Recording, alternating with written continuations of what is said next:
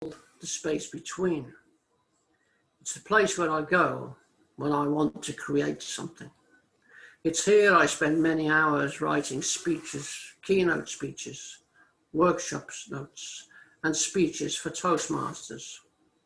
If you could be in the room with me, you'd be able to appreciate why I like this room so much.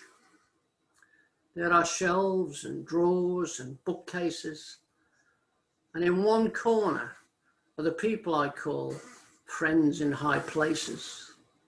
If you ever have the opportunity to come here, you'll meet some people there that you may have met briefly, but I can introduce you to them for a longer time. Here you'll meet Paulo Coelho. He wrote The Alchemist. You can meet Simon Sinek. He'll ask you, where do you go to find your why? Here you'll find books by all the authors, and books on philosophy, psychology, optimism. And yes, folks, there are even some books about Toastmasters. To the right of me is a drawer, and in that drawer, there are certificates and ribbons and other such trinkets that I've gathered along my journey in Toastmasters, which started in 1986. That's a long, long time ago, and many of you probably weren't born then. But in 1986, I had some time to spare, time that I called the space between. I was studying at college, I was working, but I had some time, space between, that I could use for other things. I had a senior manager who told me that he loved the work I did, he loved the work that my staff did, but there was one thing that bothered him. He very rarely understood anything I said because I spoke far too quickly. And in those days, having just come from Britain and still having the British twang, I was speaking at a rate of somewhere between 180 and 300 words a minute. So I was terribly fast, very excited, but not many people understood it. And he suggested that I go to Toastmasters.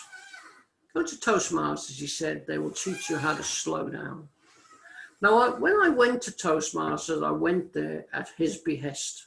I didn't go there for anything other than to slow down my rate of speaking.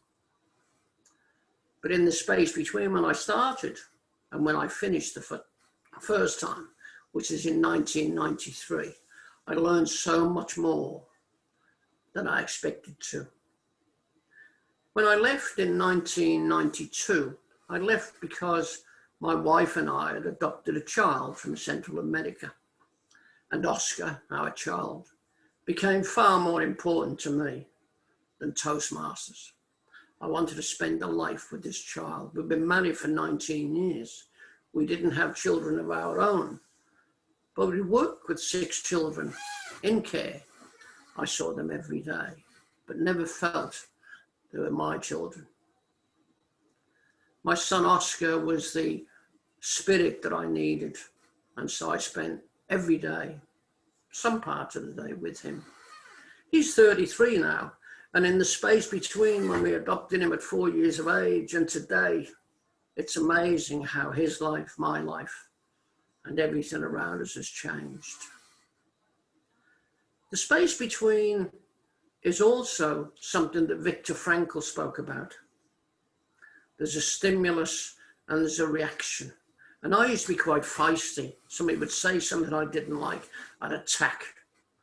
I've learned meditation recently, and I've understood that no matter what happens, my reaction to it doesn't have to be the way it is.